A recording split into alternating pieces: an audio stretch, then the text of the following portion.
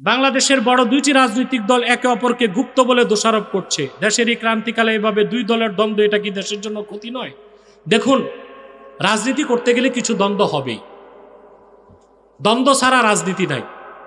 সরকারি দল বিরোধী দলের মধ্যে দ্বন্দ্ব থাকবে, তবে সেই দ্বন্দ্ব যেন সন্ত্রাস সহিংসতায় না গড়ায় সেই দিক লক্ষ্য রাখতে হবে। কারণ যারা জুলাই আন্দোলনের স্টেক হোল্ডার, তারাই তো এখন সরকারি দল বিরোধী দল, ঠিক কিনা? এখন তারা যদি আপোষে লড়াই ঝগড়া করে, তাহলে দেশি শক্তি বিদেশি শক্তি এখানে এজেন্ডা বাস্তবায়ন করার সুযোগ পাবে। অতএব এই দেশের ক্রান্তিকালে আমাদের উচিত বিরোধিতার জন্য বিরোধিতা নয়, সংশোধনের জন্য বিরোধিতা হবে। সেটা হবে শালীন ভাষায়, ভদ্র ভাষায়, ব্যক্তিগত আক্রোশ যেন না থাকে। বাংলাদেশে মানুষের ব্যক্তি জীবন, সমাজ জীবন, রাষ্ট্র জীবন সব কিছুতে পচন ধরেছে। বেনামাজির সংখ্যা বেড়ে চলছে, জেনা বেবিচার, সুদ ঘুষ, লুটপাট, মানুষকে ঠকানো, সন্ত্রাস সহিংসতা, খুন রাহাজানি আনুপাতিক হারে বেড়ে চলছে। প্রশাসন আছে, আইন আছে, আইনের প্রয়োগ আছে, কিন্তু দেশ, রাষ্ট্র, সমাজ কাঙ্ক্ষিত লক্ষ্যে পৌঁছতে পারছে না। তার মূলভূত কারণ হচ্ছে, একটা রাষ্ট্র হচ্ছে সাংবিধানিক বৃহৎ একটি সমাজ, অসংখ্য ব্যক্তি নিয়ে একটি পরিবার, অসংখ্য পরিবার নিয়ে একটি সমাজ, আর একটি সমাজের রাজনৈতিক রূপ হচ্ছে রাষ্ট্র। তাহলে বোঝা যাচ্ছে, ব্যক্তি ভালো হলে পরিবার ভালো হবে, পরিবার ভালো হলে সমাজ ভালো হবে, সমাজ ভালো হলে রাষ্ট্র ভালো হবে। আমরা শত শত মানুষ জীবন দিয়েছে একটি নতুন রাষ্ট্র নির্মাণের জন্যে। তার 100 ভাগের 10 ভাগও কি সম্ভব হয়েছে? আমাদের সাধনা সংগ্রামে ত্রুটি ছিল না, প্রচেষ্টায় ত্রুটি ছিল না, পদ্ধতিতে ভুল ছিল। ঠিকটা ঠিক মতো হলো না। পদ্ধতি কি ছিল? ভুল ছিল। তো এই যে সীমাহীন অপরাধ প্রবণতা বেড়ে গেছে আমাদের সমাজে, তার মূলভূত কারণ হচ্ছে ইমানের মৌলিক একটি বিশ্বাস, আখেরাতের বিশ্বাস। আল্লাহ আবার আমাদের জিন্দা করবেন, হিসাব কিতাব নেবেন। সেই পরকালের বোধ ও বিশ্বাস থেকে মানুষ সরে যাবার কারণে মানুষ প্রতিযোগিতার ভিত্তিতে খারাপ কাজ, গুনার কাজে লিপ্ত হয়ে যাচ্ছে। সেই লক্ষ্যে আমি সূরা বাকারা 28 নম্বর আয়াত তেলাওয়াত করেছি। এখান থেকে কিছু কথা শুনবো। আসুন তিলাওয়াতের মাধ্যমে আলোচনায় প্রবেশ করছি। আমার সঙ্গে আপনারাও পড়বেন, যেন প্রতিটি অক্ষরের নূরকে আল্লাহ তাআলা আমাদের সিনায় বিকশিত করে দেন। বলেন আল্লাহুম্মা আমিন। আউযু বিল্লাহি মিনাশ শাইতানির রাজীম। বিসমিল্লাহির রাহমানির রাহিম। কাইফা তাকফুরুনা বিল্লাহি ওয়া কুনতুম আমওয়াতান ফাআহইয়াকুম সুম্মা ইউমীতুকুম সুম্মা ইউহয়ীকুম সুম্মা ইলাইহি তুরজাউন। আল্লাহ তাআলা বলেন, কাইফা তাকফুরুনা বিল্লাহ, কিভাবে তোমরা মহান আল্লাহর কুদরতকে অস্বীকার করছো। কুনতুম আমওয়াতান ফাআহইয়াকুম, তোমরা ছিলে মৃত, আল্লাহ তোমাদের জিন্দা করেছেন। সুম্মা ইউমীতুকুম, অতঃপর আবার তিনি তোমাদের মৃত্যু দিবেন। সুম্মা ইউহয়ীকুম, আবার তিনি আখিরাতে জিন্দা করবেন। সুম্মা ইলাইহি তুরজাউন। এই মাইকে তো আমি কথা বলতে পারবো।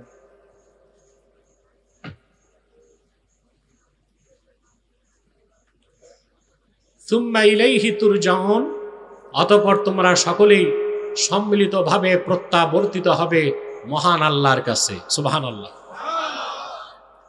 এখানে আল্লাহ তাআলা 4টা কথা বলেছেন। কয়টা? আমরা মৃত ছিলাম, তিনি জিন্দা করছেন, আবার তিনি মৃত্যু দেন, আবার তিনি জিন্দা করবেন। কয়টা কথা? এই আয়াতের তাফসীর করতে যে সাইয়্যিদুত তাবিঈন হাসান আল বসরি বলেন, দাল্লাত হাযিহিল আয়াতুল কারীমা আন্না লিকুল্লি নাফসিন হায়াতান ওয়া মাউতাতান। এই আয়াত সুস্পষ্টভাবে প্রমাণ করে প্রত্যেকটা মানুষের জন্য দুইটা মৃত্যু, দুইটা জীবন। সুবহানাল্লাহ বলেন। পৃথিবীতে আসার আগে আমরা মৃত ছিলাম, একটা মৃত্যু। আল্লাহ আমাদের জীবন দিয়েছেন, এটা একটা জীবন। আবার আল্লাহ আমাদের মৃত্যু দিবেন, দুইটা মৃত্যু। আবার আল্লাহ আমাদের জীবন দিবেন। যে জীবনের শুরু আছে শেষ, সেটা আখিরাত। সেটা কি? পৃথিবীতে আল্লাহর পক্ষ থেকে যত পয়গম্বর এসেছেন, প্রত্যেক পয়গম্বরের উম্মতি যারা কাফের ছিল তারা আখিরাতকে অস্বীকার করছে। মৃত্যুর পর, মরে যাবার পর গোশত হাড্ডি সব মাটির সাথে মিশে যাবে। আল্লাহ কি করে আবার জিন্দা করবেন, আল্লাহর এই কুদরতকে তারা বুঝতে ব্যর্থ হয়েছে।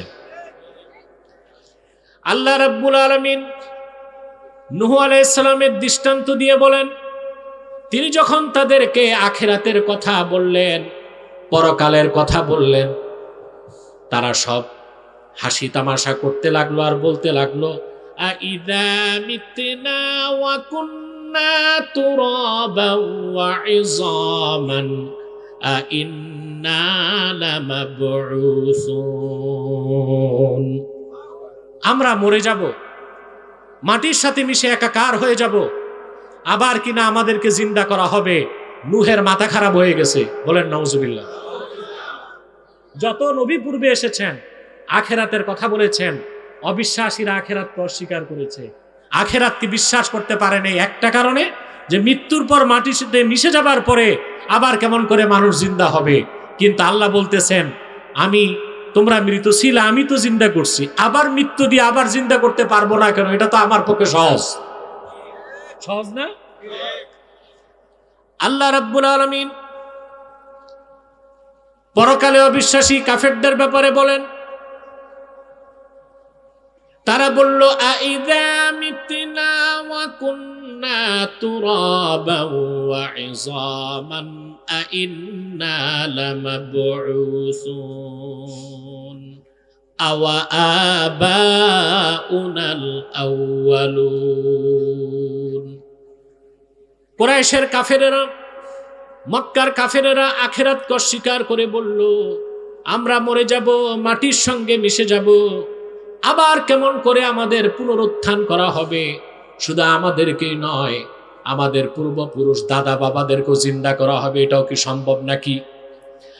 আল্লাহ তাআলা বললেন, কুল ইন্নাল আউয়ালিনা ওয়াল আখিরিনা লামাজমুউনা ইলা মিকাতি ইয়াউমিন মা'লুম। মুহাম্মদ সাল্লাল্লাহু আলাইহি ওয়াসাল্লাম, আপনি বলে দিন, শুধু তোমরাই না, জগৎ সৃষ্টির শুরু থেকে কিয়ামত তক যত মানুষ এসেছে আসবে, সবাইকে আল্লাহ তাআলা একদিন জিন্দা করে হাসর ময়দানে জমা করে দিবেন। পারবেন কি না? হাত লেগে যাবে। পারবেন? আল্লাহ তাআলা সে আখিরাতের কথা বুঝাতে যে দলিল দিয়েছেন, তা খণ্ডন করার ক্ষমতা পৃথিবীর কাফের মুশরিকদের নেই। সুবহানাল্লাহ বলেন। আজ থেকে ১৫০০ বছর আগে আল্লাহর আখিরি নবী মুহাম্মদ মুস্তাফা সাল্লাল্লাহু আলাইহি ওয়াসাল্লাম যখন আখিরাতের কথা বললেন, পরকালের কথা বললেন, পুনরুত্থানের কথা বললেন, মক্কার কাফের কুরাইশরা অস্বীকার করল। আপনারা আশ্চর্য হবেন মুসলমান, মক্কার কুরাইশ কাফেরদের মধ্যে অধিকাংশই বিশ্বাস করত যে স্রষ্টা একজন আছেন আর তিনি আল্লাহ। এটা জানেন আপনারা? কথা বলে না। মক্কায় কুরাইশ কাফেরদের মধ্যে নিকৃষ্ট কাফের ছিল 25 জন। কয়জন? মাত্র 25 জন নিকৃষ্ট কাফের ছিল, যাদের ব্যাপারে আল্লাহ ঘোষণা করছেন, খাতামাল্লাহু আলা কুলুবিহিম ওয়া আলা সামইহিম ওয়া আলা আবসারিহিম গিশাওয়া। আল্লাহ তাআলা কাফেরদের অন্তরসমূহে সিল মেরে দিয়েছেন।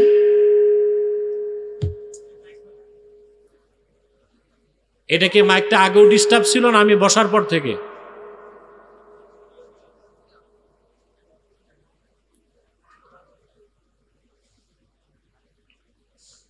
আপনারা গেটের সামনে কিছু মৌলবী সাহেব যে দাঁড়ায় আছেন, এটা কি ভালো কাজ? হয় বসেন নয় বাড়ি যান। পরিবেশ তো ঠিক রাখবেন, বসে যান, কেউ দাঁড়িয়ে থাকবেন না। প্রিয় বন্ধুগণ, কথা শুনতেছেন?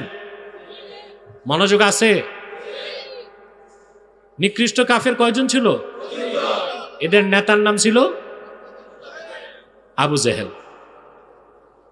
আল্লাহ বলেছেন, খাতামাল্লাহু আলা কুলুবিহিম ওয়া আলা সামইহিম ওয়া আলা আবসারিহিম গিশাওয়া। আল্লাহ তাদের অন্তরসমূহে সিল মেরে দিয়েছেন, কানে সিল মারছেন, চোখের সামনে পর্দা টেনে দিয়েছেন। আব্দুল্লাহ বিন আব্বাস রাদিয়াল্লাহু তাআলা আনহুমা বর্ণনা করছেন, ওই 25 জন কাফেরের ব্যাপারে খাসভাবে এই আয়াত নাজিল হয়েছে, বাকিদের জন্য হুকুমটা আম। কিন্তু অবাক হবেন মুসলমান, মক্কার এই 25 জন কাফের আবু জেহেল সহ প্রত্যেকেই বিশ্বাস করত স্রষ্টা আছেন। তিনি কে? তাহলে বোঝা যায় আমাদের দেশে যে নাস্তিকগুলো আছে স্রষ্টাকে বিশ্বাস করে না, তারা আবু জেহেলের চেয়ে নিকৃষ্ট কাফের আছে। মুসলমান তার সন্তানের নাম রাখতে যে আজে বাজে নাম রাখে, জুতা, স্যান্ডেল, হকি স্টিক, ব্যালিস্টিক। কিন্তু কোনদিন শুনছেন কোন মুসলমান ছেলের নাম রাখছে আবু জেহেল? রাখে না। দুইটা নাম মুসলমান রাখে না, এজিদের নাম আর আবু জেহেলের নাম। ঠিকটা তো ঠিক মতো বললেন না? সেই আবু জেহেল সহ কাফেররা বিশ্বাস করত স্রষ্টা একজন আছেন। কোরআন শরীফ আল্লাহ বলেন, ওয়ালা ইন সাআলতাহুম মান খালাকাস সামাওয়াতি ওয়াল আরদা ওয়া সাখখারাশ শামসা ওয়াল কমারা লায়াকুলুন্নাল্লাহ। আল্লাহ রাব্বুল আলামিন বলেন, হাবিব আমার মুহাম্মদ সাল্লাল্লাহু আলাইহি ওয়াসাল্লাম, যদি আপনি মক্কার কুরাইশ কাফেরদেরকে জিজ্ঞেস করেন এই আকাশ ও জমিনকে কে সৃষ্টি করেছেন, চাঁদ এবং সূর্যকে কে নিয়ন্ত্রণ করেন, কাফেরেরা এক বাক্যে বলবে, আকাশ ও জমিন যিনি সৃষ্টি করেছেন, চাঁদ এবং সূর্যকে নিয়ন্ত্রণ করেন, তিনি আর কেউ নন, তিনি আল্লাহ। ওরা আল্লাহকে বিশ্বাস করত। আরেকটা চমৎকার তথ্য দিচ্ছে, যে আবু জেহেলের কথা বলছি সেও বিশ্বাস করত মুহাম্মদ সাল্লাল্লাহু আলাইহি সাল্লাম মহাসত্যবাদী। কাজী আয়াজ কিতাবুশ শেফাতে হাদিসটি উল্লেখ করেছেন, মক্কা মুকাররমায় কুরাইশ কাফেরদের মধ্যে একজন বুদ্ধিজীবী ছিল, তার নাম ছিল আখনাস বিন শরীক। কি নাম? আপনারা বুদ্ধিজীবী চিনেন? আছে না বাংলাদেশে বুদ্ধিজীবী? এদের চাকরি নাই, ব্যবসা নাই, কিচ্ছু নাই, শুধু টক শো। এক এক টক শোতে বসে 1 কাপ কফি আর 2000 টাকা, এই বুদ্ধি বেচে বেচে চলতেছে, এই জন্য তাদের নাম বুদ্ধিজীবী। তাদের নাম কি? বাংলাদেশের বুদ্ধিবৃত্তিক সন্ত্রাসী কাজ করে বুদ্ধিজীবীরা। অস্ত্র সন্ত্রাসীরা সন্ত্রাস করে অস্ত্র দিয়ে, দুর্নীতিবাজ কর্মকর্তা সন্ত্রাস করে কলম দিয়ে, আর নাস্তিক বুদ্ধিজীবীরা বুদ্ধিভিত্তিক সন্ত্রাস করে তাদের খারাপ বুদ্ধি দিয়ে।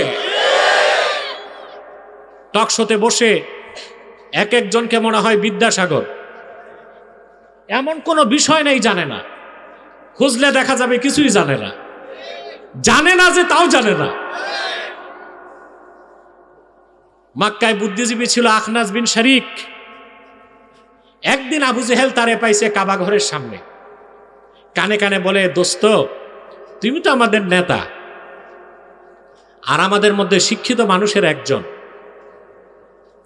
সত্য করে বলো তো মুহাম্মদ সাল্লাল্লাহু আলাইহি ওয়াসাল্লামের ব্যাপারে তোমার বিশ্বাসটা কি, মন কি বলে? আখবিরনি আন মুহাম্মাদিন সাল্লাল্লাহু আলাইহি ওয়াসাল্লাম আহুয়া সাদিকুন আম কাযিবুন। আবু জেহেল এখানে বললে কেউ শুনবে না, সত্য করে বলো মুহাম্মদ সাল্লাল্লাহু আলাইহি সাল্লাম সত্যবাদী নাকি মিথ্যাবাদী? নাউজুবিল্লাহ। আবু জেহেল ডানে বামে তাকায়, দেখে কেউ নাই। সে তখন বলল, ক্বালা ওয়াল্লাহি ইন্না মুহাম্মাদান সাল্লাল্লাহু আলাইহি ওয়াসাল্লাম লাসাদিকুন ওয়া মা কাযাবা মুহাম্মাদুন সাল্লাল্লাহু আলাইহি ওয়াসাল্লাম কাত্তু। কাবার মালিক আল্লাহর কসম করে আমি ঘোষণা দিচ্ছি, নিশ্চয়ই মুহাম্মদ সাল্লাল্লাহু আলাইহি ওয়াসাল্লাম মহা সত্যবাদী, কোনদিন তিনি একটা অক্ষর মিথ্যা কথা বলেন নাই। বলছে কে? বলেন না, কে বলছে? আবু জেহেল বলছে। ওর মন সাক্ষ্য দিত আল্লাহ আছে, ওর মন সাক্ষ্য দিত মুহাম্মদ সাল্লাল্লাহু আলাইহি সাল্লাম যা বলেছেন তা মহা সত্য কথা, তাতে কোনো সন্দেহ নাই, যদিও বা ঈমান আনার সুযোগ হয় না। কিন্তু এই আবু জেহেল সহ কাফেরদের কেউ একজনও এমন ছিল না যে আখেরাতকে বিশ্বাস করত। ওরা বলতো আমরা মরে যাবার পর মাটির সাথে মিশে যাব, আবার কিসের জিন্দা, কিসের আখেরাত, কিসের কিয়ামত, এইসব আমরা মানি না।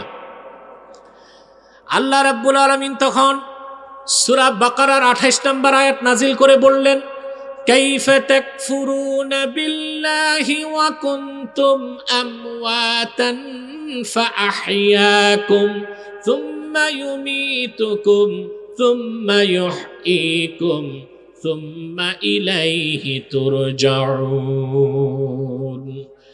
আল্লাহ তাআলা বলেন, কাফেরেরা কাইফা তাকফুরুনা বিল্লাহ, আল্লাহর কুদরতকে কি করে অস্বীকার করছো? কুনতুম আমওয়াতান, তোমরা তো ছিলাই মৃত। মাইক আমাকে সাপোর্ট দেন, আপনাদের সাপোর্ট লাগবে। তোমরা ছিলে মৃত, ফাআহইয়াকুম, তিনি তোমাদেরকে জিন্দা করেছেন। সুম্মা ইউমীতুকুম, অতঃপর আবার তিনি তোমাদের মৃত্যু দিবেন। সুম্মা ইউহয়ীকুম, আবার তিনি তোমাদের জিন্দা করবেন। বলেন সুবহানাল্লাহ। চারটার তিনটাই তো আল্লাহ দেখাই দিছেন। মৃত ছিলাম তা বুঝি, কথা বলেন। জিন্দা আছি তা বুঝি, মরে যাই তা বুঝি। তিনটা যিনি পারছেন, চতুর্থটা আবার কবর থেকে জিন্দা করতে পারবেন কিনা তিনি? এবার আসুন আমরা একটু ব্যাখ্যা নিচ্ছি। আল্লাহ বলেছেন কুনতুম আমওয়াতান ফাআহইয়াকুম, তোমরা ছিলে মৃত, আল্লাহ তোমাদের জিন্দা করছেন। আমরা মৃত ছিলাম না? মায়ের পেটে আসার সময় এক ফোঁটা বীর্য জীবিত না মৃত? রক্তপিণ্ড, গোশতপিণ্ড, এক ফোঁটা বীর্যের আগে, পেটে আসার আগে কি ছিলাম? কিছুই না। কি ছিলাম? নাম ছিল, বর্ণ, বংশ, পদবী। কোরআনে কারীম আল্লাহ তাআলা বলেন, হাল আতা আলাল ইনসানি হিনুম মিনাদ দাহরি লাম ইয়াকুন শাইআম মাযকুরা ইন্না খালাকনাল ইনসানা মিন নুতফাতিন আমশাজ নাবতালিহি ফাজআলনাহু সামিআন বাসীরা। আল্লাহ রাব্বুল আলামিন বলেন, মানুষের এমন একটা মুহূর্ত কি আসে নাই যখন সে উল্লেখযোগ্য কিছুই ছিল না? কথা বলে না। এমন একটা মুহূর্ত পার করছেন যার বয়স 30-31 বছর আগে? জোরে। এই কিছুই না থেকে কিছু বানালেন কে? কিভাবে বানালেন তাও তিনি বলে দিলেন। ওয়ালাকাদ খালাকনাল ইনসানা মিন সুলালাতিন মিন তিন সুম্মা জাআলনাহু নুতফাতান ফি قرار مكين ثم خلقنا النطفة علقة فخلقنا العلقة مضغة فخلقنا المضغة عظاما فكسونا العظام لحما। আল্লাহ রাব্বুল আলামিন বলেন, আমি মানুষকে সৃষ্টি করেছি মাটির সারনির্যাস থেকে। সুবহানাল্লাহ। মাটি জীবিত না মৃত? তিন, আরবিতে তিন বলা হয় ভিজা মাটিকে, অর্থাৎ আমি ভিজা মাটির সারনির্যাস থেকে মানুষ তৈরি করছি। যে মানুষটার কোনো অস্তিত্ব ছিল না, এক ফোঁটা বীর্যের আকারে আমি তার মায়ের সুরক্ষিত রেহেমে তাকে স্থান দিছি। সুবহানাল্লাহ কইবেন না? আপনি ছিলেন কিছুই না থেকে হইলেন এক ফোঁটা পানি। জীবিত না মৃত? আল্লাহ পাক বলেন সুম্মা খালাকনান নুতফাতা আলাকাতান ফাখালাকনাল আলাকাতা মুদগাতান ফাখালাকনাল মুদগাতা ইযামা। অতঃপর সেই এক ফোঁটা পানিকে আমি আল্লাহ রাব্বুল আলামিন রক্তপিণ্ডে পরিণত করলাম। আবার নির্ধারিত সময় পরে রক্তপিণ্ডকে গোশতপিণ্ড বানালাম। আবার গোশতপিণ্ডের ভিতরে হাড় হাড্ডি দিলাম। ফাকাসাউনাল ইযামাল লাহমা, হাড় হাড্ডির উপর আমি আল্লাহ মোলায়েম কোমল সুন্দর গোশতের পোশাক লাগাই দিলাম। রুহু দিলেন, আমরা হয়ে গেলাম জিন্দা। ছিলাম কি? জোরে বলতে হবে, হইলাম কি? সুবহানাল্লাহ। একবার খেয়াল করছেন আল্লাহ আপনাকে বানাইছেন কোথায়? কতগুলো পর্দার ভিতরে, অন্ধকার কারখানা। সুবহানাল্লাহ। দুনিয়াতে কোনো ফ্যাক্টরি কারখানা আলো বাতাস ছাড়া চলে? আমাদের বেশি বিদ্যুৎ যায় গার্মেন্টস, টেক্সটাইল আর ফ্যাব্রিক্সে। কোথায় সবচেয়ে বেশি লাগে? নিটিং, গার্মেন্টস, ওখানে কারেন্ট বেশি লাগে। হ্যাঁ, কত আলো, কত বাতাস, কত মেশিন, সায়েন্টিফিক ইনস্ট্রুমেন্ট এবং tools. Chairman, MD, quality maintain manager, HR, কোনো অভাব নাই। নিখুঁতভাবে তৈরি করলো, প্রোডাকশন দেখা গেল টি শার্ট ছিদ্র আছে, খুঁত আছে। এই খুঁতযুক্ত টি শার্ট ইউরোপ যাবে? আমেরিকা যাবে? এটা ডিসকোয়ালিফাইড। এইটার জায়গা হবে গুলিস্তান হকার মার্কেট। গরিব বাঙালির কপালে জুটবে। এত আলো, এত বাতাস, এত অ্যারেঞ্জমেন্ট, এত ম্যানেজমেন্টের পরেও খুদ বের হয়। কিন্তু আপনি চিন্তা করেছেন চামড়ার 3টা স্তর, তারপর গোশত, তারপর রক্ত, তারপর মায়ের রেহেম, তারপর তার ভিতরে নরম পর্দা। 7টা পর্দার ভিতরে আল্লাহ তাআলা আপনাকে জিন্দা করেছেন, তৈরি করেছেন। 9 মাস 10 মাস পর দুনিয়া আসার পরে দেখলেন কোনো খুঁত নাই, কোনো ভুল নাই, কোনো অসংলগ্নতা নাই। কে বানান? সুবহানাল্লাহ।